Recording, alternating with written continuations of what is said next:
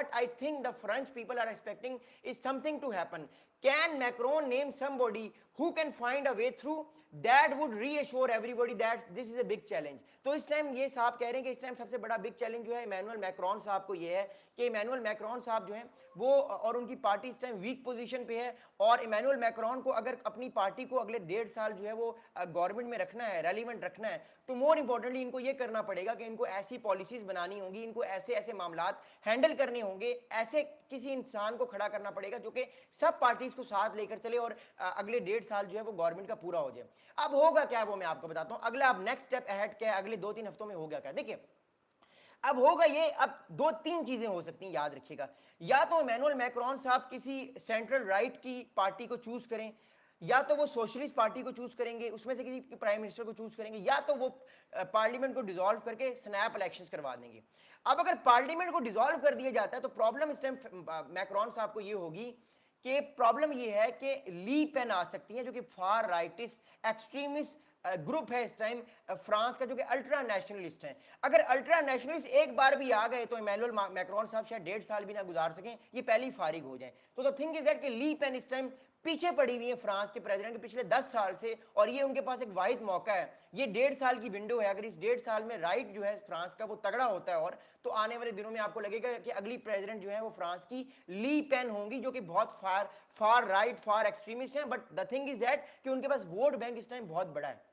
अगली बात आपको बताऊंगा, अगली बात यह कि हमने देखा पिछले 2-3 साल से फ्रांस में बहुत ज्यादा पॉलिटिकल इंस्टेबिलिटी आई हुई है।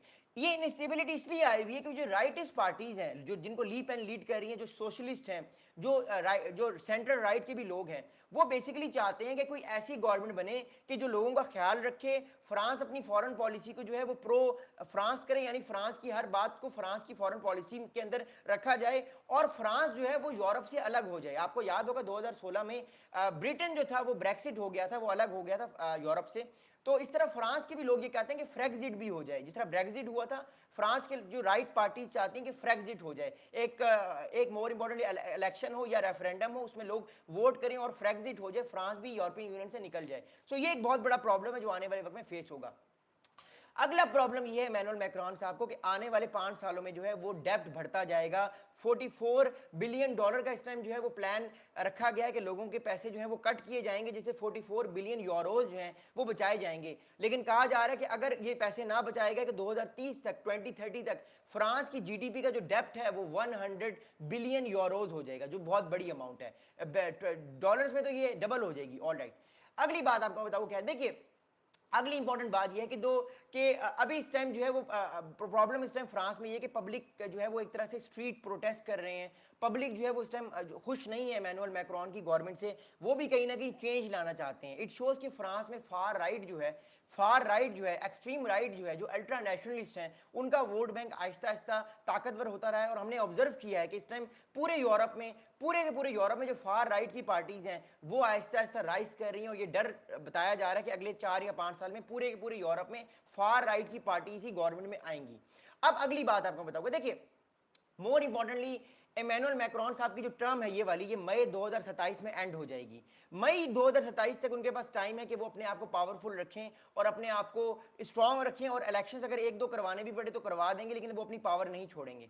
अब मैं आपको एक और बड़ा इंपॉर्टेंट और इंटरेस्टिंग फैक्ट बताता हूं फ्रांस के हवाले से, याद रखिएगा। देखिए अब आप लोगों को हैरानी होगी बहुत ज्यादा कि फ्रांस में एक प्रेसिडेंट भी है, तो फिर उसको इनको प्राइम मिनिस्टर की क्या जरूरत है, फ्रांस को पार्लियामेंट की क्या जरूरत है अगर फ्रांस में एक प्रेसिडेंट है। मैं आपको उसकी वजह बताता हूं। देखिए फ्रांस का जो पॉलिटिकल पावर सिस्टम है ना वो बड़ा डिवाइडेड है।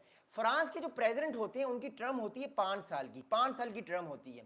फ्रांस के प्रेसिडेंट के पास जो पावर्स होती हैं वो फॉरेन पॉलिसी कंट्रोल करते हैं फ्रांस की, वो डिफेंस का बजट कंट्रोल करते हैं फ्रांस का, वो नेशनल सिक्योरिटी कंट्रोल करते हैं फ्रांस की,